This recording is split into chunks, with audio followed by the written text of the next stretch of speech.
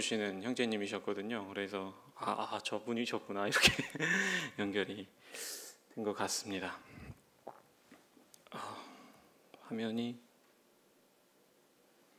잠시만요.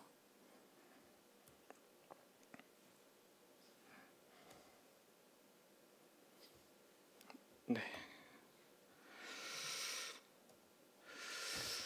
오늘은 윗셈과 아랫셈이라는 주제로 말씀을 좀 전달 드릴까 합니다. 대단한 어떤 큰 깊은 교훈이 있어서라기보다는 오늘은 성도님들께 어떤 제 고민을 좀 더 같이 교제하고 이렇게 또 기도도 부탁드리고 이러면 좋지 않을까 싶었습니다.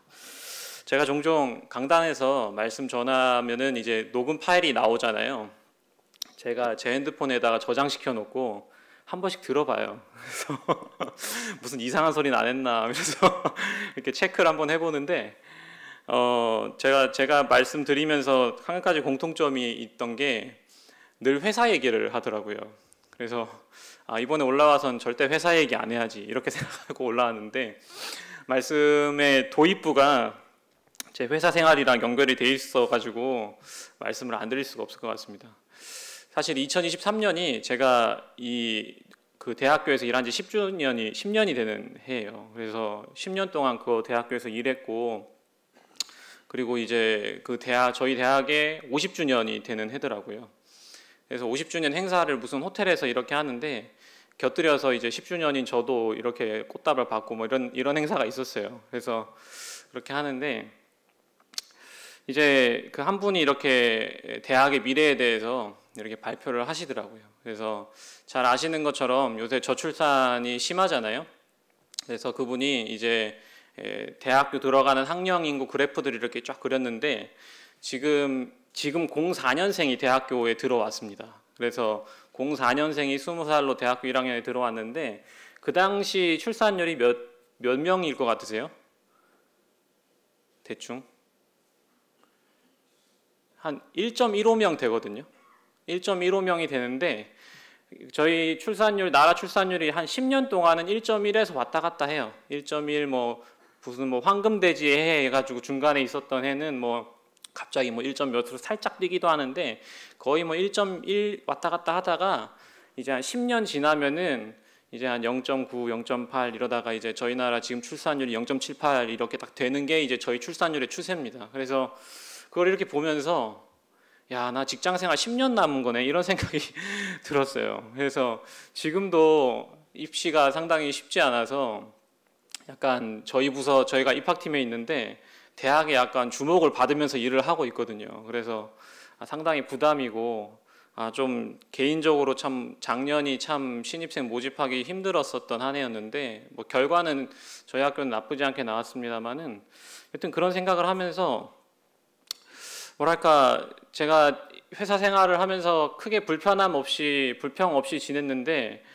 좀 나쁜 생각도 들고 안 좋은 생각도 들고 이렇게 좀 그랬었던 부끄러웠던 한 해가 올해 이렇게 넘어오면서였습니다. 그래서 직장 선배들 다 은퇴시켜 드리고 나는 직장 잃는 거 아닌가 이런 생각도 들고 그래서 그렇게 생각하면 안 되지만 그런 생각이 많이 들면서 주님 제가 요새 정말 바쁘게 일하고 있고 요새 사람들이 돈이 부족한 게 아니라 예전에 형제님께서 말씀해 주셨던 것처럼 시간이 부족해서 시간 거지라는 말 들으면서 이렇게 바쁘게 살다가 10년 뒤에 이렇게 직장 잃어버리면 어떡합니까? 저도 뭔가 복을 좀 주시면 안 됩니까? 하는 생각이 좀 들었어요. 그래서 그런 생각을 하다가 이제 오늘 주제인 그 여호수아 15장에 나오는 악사의 이야기가 생각이 났어요. 그래서 악사도 윗셈 그 복을 달라고 셈을 달라고 하니까 이렇게 셈을 얻었잖아요. 그래서 저도 이거 좀 주시면 안 됩니까? 라는 생각이 들면서 이렇게 이 말씀을 펴보는데 제가 생각했던 말씀이 아닌 거예요. 그래서 이 말씀이 얘기하고자 하는 바가 제가 그냥 불평하고 투덜대서 이렇게 적용할 수 있는 말씀이 아니구나라는 생각이 들면서 이렇게 성도님들과 교제하면 좋겠다는 생각이 들었습니다. 본문은 여호수아 15장 16에서 19절인데요. 제가 한번 읽어보도록 하겠습니다. 갈렙이 말하기를 기라세벨을 쳐서 그것을 점령하는 자에게는 내가 내 딸 악사를 아내로 주리라 하였더니 갈렙의 아우 그나스의 아들인 온니엘이 그것을 점령함으로 갈렙이 자기 딸 악사를 그에게 아내로 주었더라. 악사가 출가할 때에 그에게 청하여 자기 아버지에게 밭을 구하자 하고 나귀에서 내림에 갈렙이 그에게 묻되 내가 무엇을 원하느냐 하니 이르되 내게 복을 주소서 아버지께서 나를 네겝 땅으로 보내시오니 샘물도 내게 주소서 하매 갈렙이 윗샘과 아랫샘을 그에게 주었더라. 짧은 말씀이고 똑같은 내용이 사사기 1장에 나옵니다. 그래서 19절에 이제 아버지께서 나를 네겝 땅으로 보내시니 이런 말씀이 사사기에서는 아버지께서 나를 남방으로 보내시니 이런 정도의 차이만 있지 똑같이 적혀 있어요. 어떻게 보면은 대단한 이야기일 수도 있지만 성경에 꼭 왜 적혔을까 싶은 이야기일 수도 있는 큰 일은 아닌 것처럼 이렇게 보입니다. 근데 본문의 배경을 보시면은 잘 아시는 것처럼 이제 여호수아와 이스라엘 백성들이 요단강을 건너서 이제 가나안 정복 전쟁을 시작을 하죠. 길갈부터 시작을 해서 이제 잘 아시는 것처럼 여리고 전쟁, 아이 전쟁 해갖고 북방 왕과 남방 왕 모아서 이렇게 큰 전쟁들을 치르고 이제 여호수아서 15장에 넘어가면은 이제 정복 전쟁의 후반부가 이렇게 됩니다. 그래서 큰 전쟁은 아니고 이제 각 지파별로 이렇게 배정받은 땅이 있기 때문에 그 땅으로 가서 이제 각자 이렇게 자신의 적들을 이렇게 무찔러야 되는 그런 상황에 있었다는 것입니다. 그래서 각 지파가 각 가족대로 이렇게 땅을 배분을 받는 것이죠. 요새 집값은 요새 많이 좀 떨어졌지만 그 청약 같은 거 하잖아요. 주택 청약 같은 거 하면은 이렇게 아파트 몇 통 몇 호 이렇게 배정받고 하는데 지금 생각해 보면 이 12지파가 땅 배정받는 게 정말 대단한 청약이 아니었을까라는 생각이 듭니다. 어떤 형태의 땅을 어떤 지파가 받는가가 정말 중요한 지파의 운명을 아니면 지파의 생활을 좌지우지하는 부분이잖아요. 근데 저희가 보는 유다 지파는 이제 남쪽 땅을 이렇게 배정을 받죠. 그래서 그 유다 지파의 어른이고 그리고 이스라엘 민족의 어른이었던 1세대 유일하게 살아남았던 여호수아 갈렙, 그 중에 유다 지파인 갈렙이 이제 헤브론을 이렇게 점령을 하게 됩니다. 14장에 나오는데요. 잘 아시는 것처럼 저희가 찬양으로도 유명하게 알고 있는 이 산지를 내게 주소서라는 그 말을 했던 갈렙이 이제 헤브론을 점령한 이유는 여러 가지가 있겠습니다만은 그 땅이 정말 험준하고 그 땅은 거인이 이렇게 그 지배하는 땅이었기 때문에 누구도 사실은 그 땅을 먼저 쳐들어갈 생각을 못했겠죠. 근데 갈렙이 믿음을 가지고 내가 아직도 정정하다, 내가 아직도 싸울 수 있다. 그래서 이 땅을 점령하고 그 헤브론을 이제 자신의 이렇게 거처로 삼게 되는 것이죠. 그 다음에 보면 이제 계속 또 올라가서 기랴세벨이라는 드빌이라는 곳을 공격하게 되는데 여기도 마찬가지로 헤브론의 옛날 이름이 기럇 아르바였거든요. 그래서 거기도 거인족이 살던 큰 사람들이 살던 곳이었는데 드빌의 옛날 이름도 기럇세벨이다라고 하면은 거기도 이제 좀 험준했던 곳이었던 걸로 짐작이 됩니다. 그래서 이제 거기서 공격하면서 여기를 점령하는 자에게는 내 딸을 주겠다라고 했는데 이제 그 점령한 사람이 누구냐면은 이제 그 갈렙의 조카뻘이었던 온니엘이 이렇게 점령을 하게 돼서 그 갈렙의 딸인 악사를 이렇게 신부로 받게 되는 것이죠. 본문을 한번 살펴보면은 생각해 볼 지점들이 조금씩 있는 것 같습니다. 첫 번째는 이제 그 온니엘과 악사가 이제 시집 장가를 가게 돼서 남방으로 떠나게 되는데 이 남방 땅은 도대체 어디일까? 네겝 땅은 도대체 어디이고 어떤 곳일까라는 게 일단 첫 번째 의문과 생각해 볼 지점이라고 볼 수 있겠고, 두 번째는 악사가 밭을 구해요. 그래서 15장에 가보시면은 18절에 가보시면 악사가 출가할 때 그에게 청하여 자기 아버지에게 밭을 구하자 이렇게 얘기를 하고 19절에 가서 아버지한테 어떻게 말하냐면 내게 복을 주소서 그리고 나를 네겝 땅으로 보내니 샘물도 내게 주소서 이렇게 해서 악사가 밭을 구하고 아버지한테는 복을 주소서 샘물도 주소서 이렇게 얘기를 한단 말이죠. 도대체 악사가 구한 밭은 도대체 무엇인가? 그리고 네겝 땅으로 가는데 거기서 셈은 도대체 어떤 의미인가 라는 부분들이 좀 의문이 될 수도 있을 것 같다는 거죠. 세 번째는 조금 악사의 행동이 독특하다는 거죠.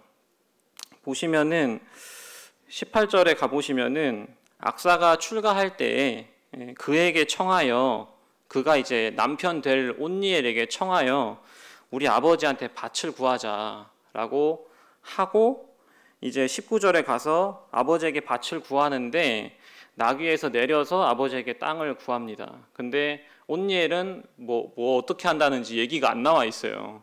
악사가 밭을 구하자 하니까 온니엘이 그러자 뭐 대답을 했다는 둥, 아니면은 뭐 악사가 내려서 밭을 구할 때 온니엘도 내려서 밭을 구했다는 둥, 뭐 그런 내용이 일체 없어요, 온니엘은. 근데 악사는 이제 아버지에게 밭을 구하자라고 하고, 또 아버지에게 구할 때 나귀에서 내려서 땅을 구하는 행동을 합니다. 그래서 이런 지점이 생각해 볼 지점들이 아닌가라는 생각입니다. 일단 먼저 남방 땅은 어떤 땅인가? 일단 그 네겝이라고도 말하고 남방 땅이라고도 말하고, 아브라함이 이제 애굽으로 내려갈 때 점점 남방으로 내려갔더라라고 하는 것도 있고, 이삭도 브엘세바와 에피소드를 가지고 있죠. 남방 땅에 있는 브엘세바 에피소드를 가지고 있고, 또 야곱도 이 남방 땅에 와서 이렇게 있는데 하나님께서 임하셔서 이제 애굽으로 내려가라, 이제 너희 민족이 큰 민족이 돼서 돌아올 거다라는 이스라엘의 족장들의 어떤 주요 예언을 받았던 장소이기도 한데, 네겝 땅은 어떤 무슨 도시 이름이 아니라 큰 지방 이름이라고 합니다. 네겝이라는 말 자체가 남쪽이라는 뜻이고 메마른 이런 뜻을 갖고 있는 지역인데, 유다가 가지고 있는 이 예루살렘 남단에 있는 많은 지방 중에 이제 상당수가 네겝 땅이었다는 거죠. 그래서 여호수아 11장에 가보면은 그 땅 온 산지와 온 네겝과 해가지고 그냥 큰 지방이라고 표현되고 있고, 예레미야에서도 네겝의 성읍들 해가지고 한 도시가 아니라 어떤 지방입니다. 따라서 이제 악사와 온니엘이 정확히 어떤 지방에서 살게 됐는지는 저희가 알 수는 없어요. 뭐 드빌에서 살았을 수도 있고, 아니면 뭐 더 밑으로 내려가서 살았을 수도 있고. 근데 저희가 아는 것은 어쨌든 악사가 아버지께서 나를 네겝 땅으로 보내시니라는 그것 때문에 일단은 뭐 남방 지역에서 살게 됐다라는 것만 알 수 있죠. 그리고 악사가 나를 네겝 땅으로 보내시기 때문에 나에게 샘물도 주셔야 됩니다라고 하는 걸 봐서 샘물이 악사에게 있어서 중요한 것이다라고 짐작할 수가 있겠습니다. 또 좋은 예가 최근에 있었잖아요. 그래서 성우 형제랑 박진청 형제님께서 이렇게 성지순례를 가셔서 제가 혹시 브엘세바 갔었냐 사진 좀 달라 그러니까 동영상만 있다 그래가지고 동영상을 잠시 보도록 하겠습니다.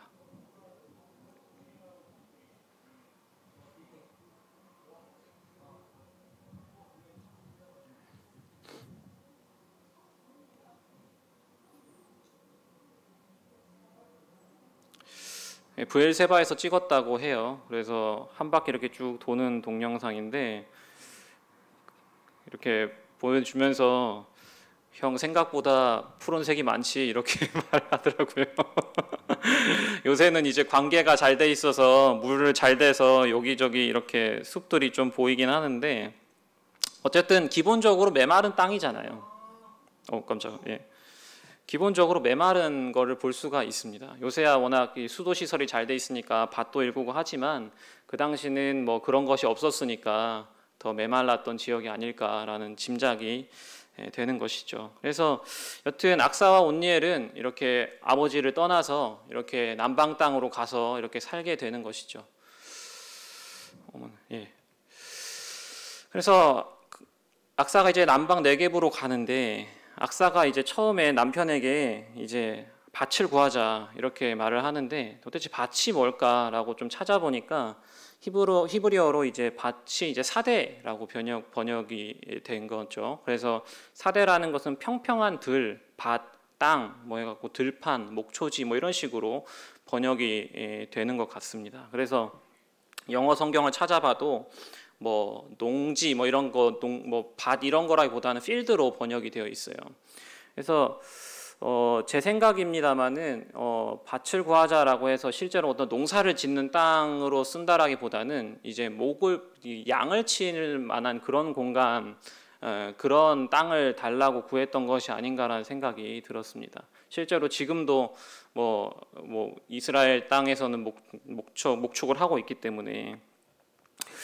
그래서 양을 기르는 데 있어서 이제 밭을 달라, 그러니까 들판 풀밭을 달라, 그리고 샘을 달라, 이렇게 했었어서 도대체 양을 기르는 것과 샘은 어떤 의미인가, 물론 중요하겠죠. 저희들이 실제로 양을 쳐보지는 않았기 때문에 실제로 모르겠습니다만은 뭐 양을 치는 데 있어서 샘이 얼마나 중요하겠습니까? 풀밭이 얼마나 중요하겠어요? 그냥 이렇게 당연히 생각할 수 있는데, 이제 저희가 지난 작년에 청년회에서 이렇게 봤던 교재 중에 양과 목자라는 책을 저희가 좀 같이 봤었어요. 필립 켈러라는 분이 이렇게 쓰신 책인데, 집에 작년에 청년이셨던 분 계시면 집에 다 있을 책입니다. 근데 정말 재밌게 잘 읽었거든요.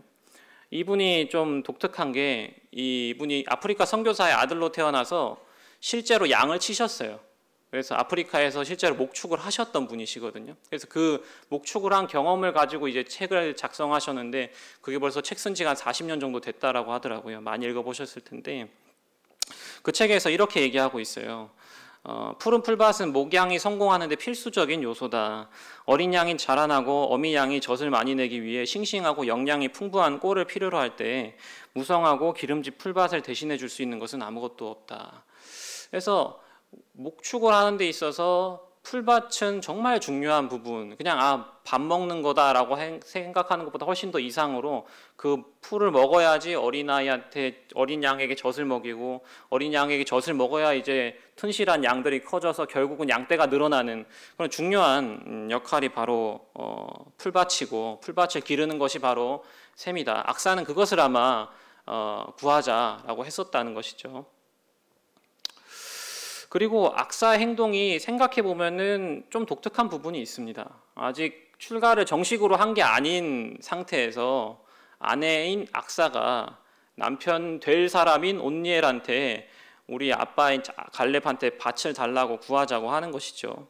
근데 생각해 보면은 그 당시에 여성의 지위를 생각해 봤을 때 여자는 자기 이름으로 땅을 가질 수가 없었잖아요. 저희가 흔히 아는 것처럼 슬로브아세 딸들이 딱 그런 예지 않습니까? 아버지 때 남자들이 다 죽어버렸고 딸밖에 안 남은 상황에서 내가 다른 남자랑 결혼해버리면은 이 아버지께서 주신 밭이 다 다른 지파로 넘어갈 것 아닙니까? 그 말은 여자는 여자의 명의로 땅을 소유할 수 없었다는 얘기거든요. 그래서 여성으로서 내가 시집을 가는 데 있어서 이 땅을 구해야 된다, 이 땅이 꼭 필요하다 라고 남편에게 주장하는 게 그 당시 시대상으로 보면은 꽤나 당돌한 행동일 수도 있겠다는 생각이 들어요. 물론 필요해서 그랬겠지만. 그래서 그런 시절에 이제 악사가 이런 말을 했었다는 거고, 두 번째가 진짜 재밌는데 19절에 이제 18절에 보면은 나귀에서 내려서 이제 갈렙에게 이렇게 복을 달라고 구합니다. 이 내리라는 표현이 뭐냐면은 짜나라는 단어인데요. 이 단어는 성경에 딱 3번 나옵니다. 근데 여호수아 15장에 딱 한 번, 그리고 비슷한 똑같은 본문인 사사기 1장에 한 번, 나머지 한 번이 어디 나오냐면은 사사기 4장 21절에 나오는데, 그때 가나안 왕 야빈이랑 이제 드보라 여선지자랑 싸워서 이제 드보라가 이기죠. 그렇게 해서 군대장과 시스라가 도망가다가 이제 잘 아는 집에서 이렇게 지쳐가지고 거기서 잠들게 되는데, 그 집의 아내가 이제 잠든 시스라한테 가가지고 이제 자고 있는 시스라의 관자놀이에다가 말뚝을 해가지고 이렇게 팍 박아갖고 죽이잖아요. 그때 팍 이렇게 죽였을 때 말뚝이 팍 내려가다는 단어가 차나흐래요.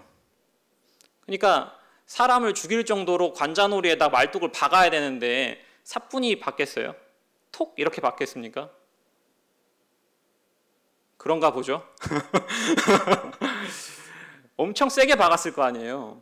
그러니까 이 말뚝이 차나흐하다라고 해서 죽었다는 거거든요. 그러니까 이 차나흐란 단어가 내려가긴 내려가는데 급하게 내려간다는 뜻 같아요. 그러면은 악사의 예를 돌아와서 악사가 나귀에서 내렸는데 상상해 보시면 그냥 다소곳하게 이렇게 사뿐하게 내려가고 아빠 저 갈게요 이렇게 내린 게 아니라고 충분히 짐작이 된다는 거죠. 악사는 그냥 납죽 엎드렸을 거예요. 바로 이렇게 철썩 내려앉아가지고 아버지한테 아버지 나에게 복을 달라고 그렇게 구했다는 것을 생각해 볼 수 있다라는 것입니다. 그래서 악사가 꽤나 독특한 행동을 이렇게 하는 것이죠. 첫 번째는 이제 남편 될 온니엘에게 우리가 먼저 밭이 필요하다.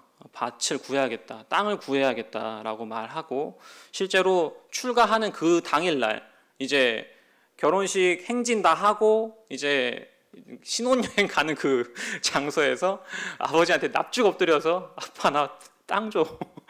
복이 필요해. 샘물도 주세요. 이렇게 구한 게 악사의 행동이라는 것을 상상을 해보시면은 어떤 의미일까라는 생각이 드는 것입니다.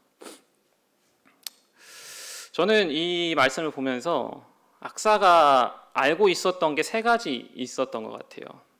악사가 복과 샘 그리고 땅을 구했던 악사는 세 가지를 알고 있었다.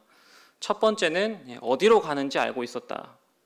자기가 네겝 땅으로 가는지 알고 있었고 그 땅이 어떤 장소인지도 알고 있었다는 생각이 듭니다. 네겝 땅이 아까도 말씀드렸던 것처럼 큰 지방이기 때문에 정확히 어디로 가는지는 알 수는 없지만 악사가 이렇게 간절하게 벌써 결혼하기 전부터 구하고 출가하는 그날 납죽 엎드려가지고 땅을 구했던 것처럼 악사에게 있어서 이 네겝 땅으로 들어가는 데 있어서 셈은 정말 필수적인 결국은 이 네겝 땅이 어떤 곳인지 알았던 악사였던 것이죠. 아까 제가 12지파가 땅을 분배받는 게 정말 오늘날로 치면은 정말 대단한 청약이랑 비슷하다고 생각했는데 가만 생각해 보니까 이스라엘 백성 중에서 가나안 땅으로 넘어가면서 메마른 땅으로 갈 거라고 기대한 사람은 한 명도 없었을 것 같아요. 그렇지 않겠어요? 그 1세대가 다 정탐하고 와가지고 포도도 이따만하고 젖과 꿀이 흐르는 땅이라고 막 이렇게 얘기했는데 정작 내가 간 땅이 메마른 땅이야. 나는 메마른 땅을 배정받았어. 이러면은 얼마나 난감하겠어요. 근데 여튼 악사는 어떤 땅으로 갈 건지 알고 있었다는 거죠. 자기가 가는 땅이 꼭 이게 필요한 그런 땅이라는 것을 알고 있었고 두 번째는 그곳에서 필요한 것과 해야 할 것을 알고 있었다는 것입니다. 아까 계속 말씀드렸던 것처럼 셈이 필요하다. 그리고 나는 이 셈을 가지고 목축을 해야 된다. 여기 같이 가는 사람들과 함께. 그것을 알고 있었고 세 번째는 누구한테 그것을 구해야 될지 알고 있었다라는 것이죠. 만약 이 세 가지 중에 하나라도 알지 못했으면 악사는 이렇게 행동을 안 했을 것 같아요. 정말 자기가 가는 곳이 어딘지도 모르고 남편이 가니까 그냥 따라가야지 이렇게 간다면은 그렇게 구하지 않았겠죠. 뭐 여타 다른 부분들도 마찬가지라고 생각이 됩니다. 악사는 이 세 가지를 알고 있었기 때문에 자기가 네겝 땅으로 가야 되고 나에게 있어서 셈이 너무나 중요하고 내 아버지 갈렙은 그것을 충분히 줄 수 있는 사람이다 라는 부분에 대해서 알고 있었기 때문에 가장 적절한 타이밍에 내려서 간절히 구했던 것을라는 것이죠. 이것을 보면서 저는 이 말씀이 생각이 났어요. 요한복음 10장 10절 내가 온 것은 양으로 생명을 얻게 하고 더 풍성히 얻게 하려는 것이다. 이 말씀이 생각이 났어요. 악사가 뭐 구체적인 어떤 비전으로 뭐 어떤 뜻이 있어서 네겝으로 갔는지 정확하게 나오진 않습니다만 적어도 자기 식구들을 데리고 목축을 하러 가는 입장에 있어서 당연히 이 예수님께서 말씀하셨던 내가 온 것은 양으로 생명을 얻게 하고 더 풍성히 얻게 하기 위해서 간다라는 것은 당연한 것이겠죠. 제가 아까 말씀드렸던 양가 목자 책에서 이분이 선교사이면서 양을 직접 사서 길러봤는데 그분이 양을 사시면서 이런 글을 적어놨어요. 사실 제가 청년의 교재를 정하면서 사실 이 부분이 너무 감동이어서 좀 정했었거든요. 제가 읽어보도록 하겠습니다. 내가 처음으로 양을 기르려는 모험을 할 때 돈을 내고 양을 사는 문제가 얼마나 중요했는지 모른다. 그 양들은 내가 값을 치렀다는 사실만으로도 나의 것이었다. 그것은 내가 지독히 어려운 시기에 피와 땀과 눈물을 흘려가며 번 돈이었다. 처음 양떼를 살 때 나는 문자 그대로 나 자신의 몸으로 샀던 것이다. 그러나 양을 사던 날 나는 또한 양들이 번성하고 잘 되도록 하기 위해 그날 이후로 내가 그들의 주인으로서 계속적으로 그들을 위해 내 목숨을 내놓아야 하는 길고도 지속적인 여정에 들어섰다는 사실 역시 깨달았다. 참 감동이었거든요.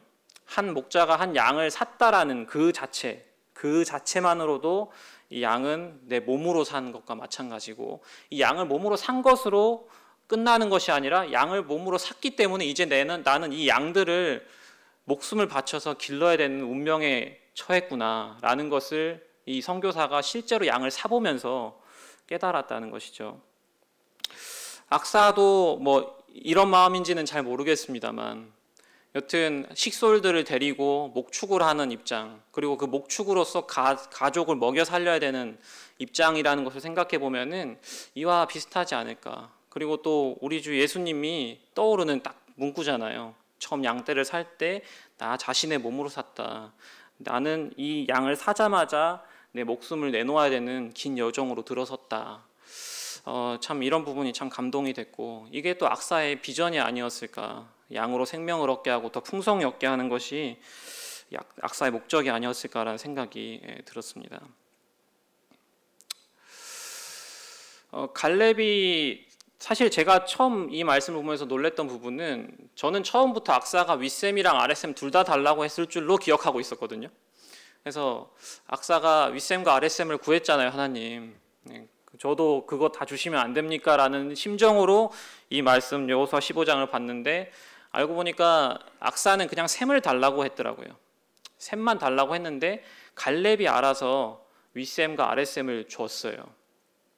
그래서 그 의미도 저는 정확히 알지는 못하지만 양가 목자 책에 보면은 양들은 정말 습관을 따르는 걸로 유명하답니다. 그래서 자기 맘대로 내버려 두면은 늘 가던 길만 가고 가던 곳에서 풀만 먹고 늘 하던 행동 그대로 똑같이 하기 때문에 어느 이제 생각 없는 목자가 양을 기르게 되면은 그 땅이 죽도록 거기서 풀을 뜯게 내버려 둘 수밖에 없대요. 그래서 현명하고 지혜로운 목자는 이제 그렇게 두면은 양도 결국은 말라 죽고 땅도 말라 죽고 그렇게 되기 때문에 이제 계속 가만히 둘 수 없기 때문에 계속 움직이도록 해야 된답니다. 코스를 짜야 된대요. 그래서 아마 그렇기 때문에 갈렙은 윗셈과 아랫셈을 둘 다 주지 않았을까, 안고 제 추측입니다만은. 그래서 여튼 갈렙이 더 잘 알았던 것이죠.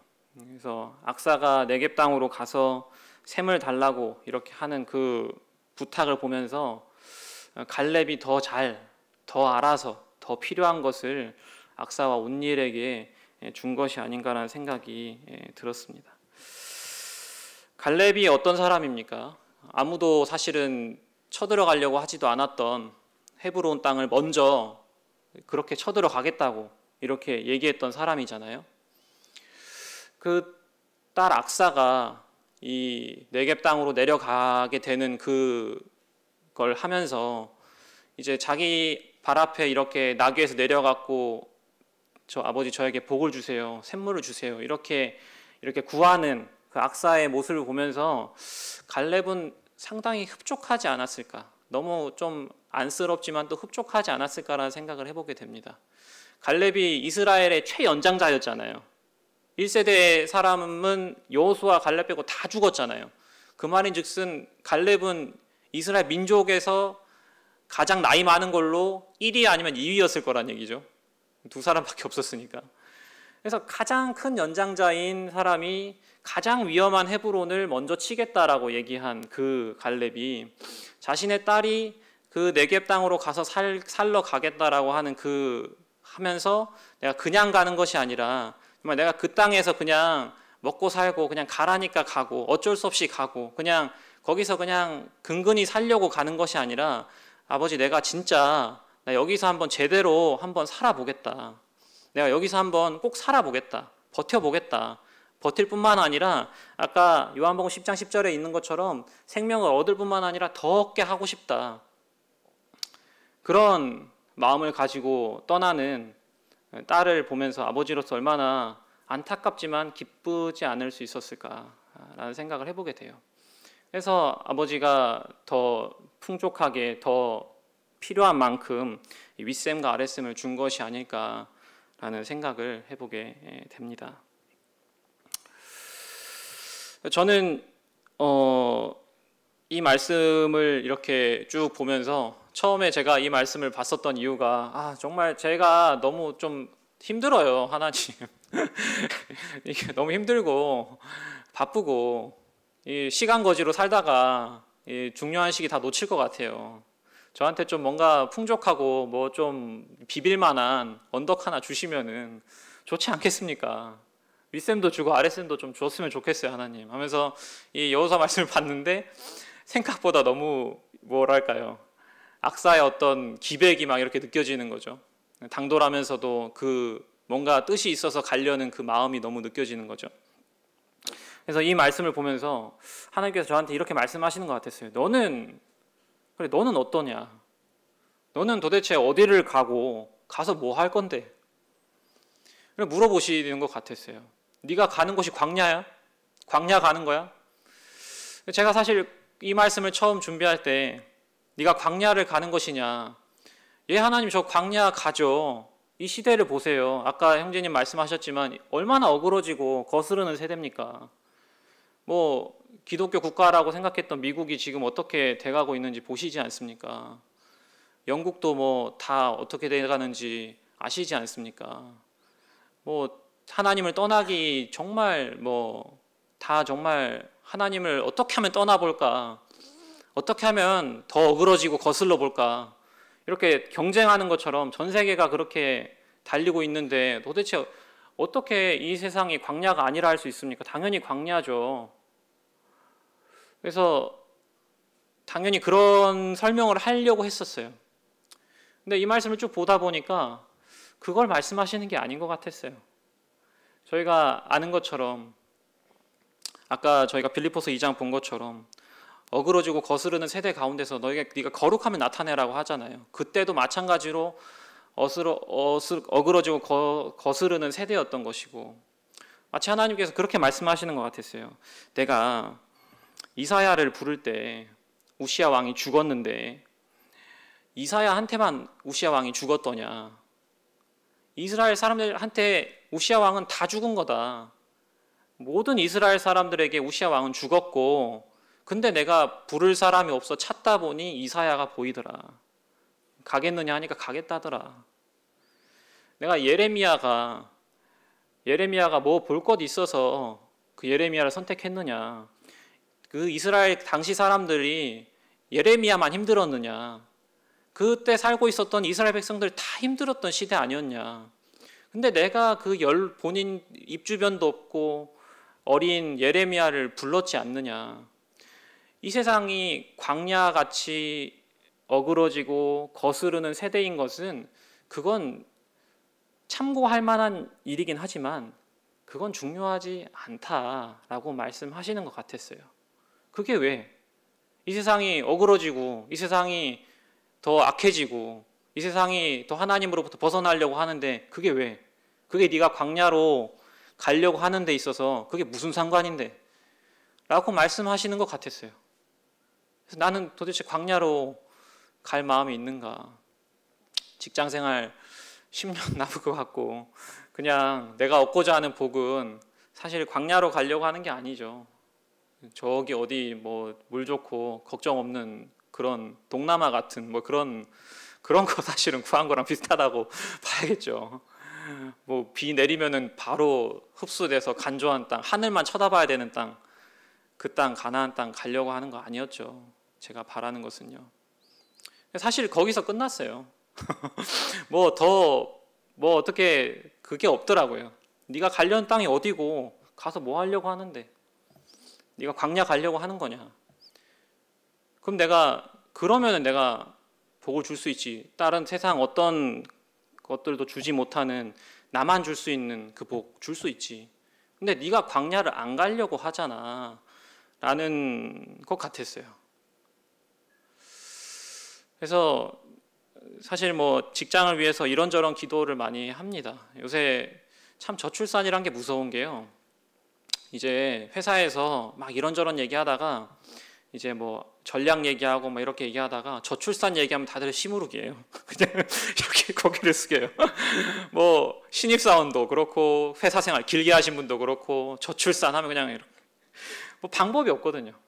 뭐 아무도 안 겪어봤거든요. 그 문제는요. 뭐 회사 생활 오래 하신 분도 그런 문제 정도는 안 겪어보고 어찌 알았겠어요. 한반 고등학교 한반이 원래 한 10몇 반까지 있었는데 지금 한 8반 있으면 많이 있죠. 그리고 여기 계신 분들 세대가 다르시지만은 한 반에 한 50명 있으셨잖아요, 보통. 아닌가요? 60명 있으셨어요? 그러니까요. 저는 한 40몇 명 있었습니다. 한 12반까지 있었고요. 지금 뭐 6반, 8반 이렇게 있나요? 그리고 한 반에 25명이면 많이 있는 편이죠. 뭐 그런 상황이죠.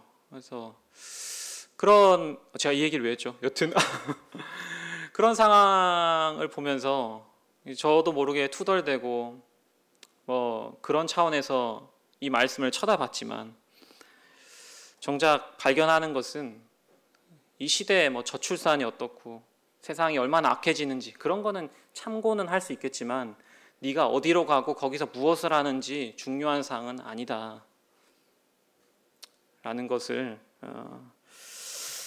깨닫게 되는 말씀이었습니다. 결국은 돌아가는 말씀은 마태복음 6장 33절 다 잘 아시는 것처럼 너희는 먼저 그의 나라와 그의 의를 구하라 그리하면 이 모든 것을 너에게 더하신다라는 그 말씀으로 돌아갈 수밖에 없다라는 생각이 들었습니다. 저 또한 뭐 이런저런 생각을 해보고 계획도 필요는 하겠죠. 하지만 그것에 앞서서 정말 앞으로 삶을 어떤 마음으로 살아야 될지 그리고 어떤 갈급함으로 살아야 될지 점검해보는 그런 좀 말씀이 되었습니다. 오늘은 그래서 악사가 알고 있었던 세 가지 악사는 이제 시집을 가면서 세 가지를 알고 있었죠. 자기가 어디로 가는지 알고 있었고 그곳에서 필요한 것이 무엇이고 해야 할 것을 알고 있었고 그리고 또 누구에게 그것을 구해야 되는지 알고 있었기 때문에 남편에게 그것을 구하고 또 출가하는 그날 나귀에서 납죽 엎드려서 아버지에게 복을 구하고 샘을 구하고 그랬던 것을 이렇게 살펴보고 또 갈렙은 그것을 보면서 이제 윗셈도 주고 아랫셈도 주는 그런 간단한 일화를 통해서 우리가 가야 되는 곳이 어디인가 한번 생각해보는 시간이 되었습니다. 말씀 이것으로 마치겠습니다. 감사합니다.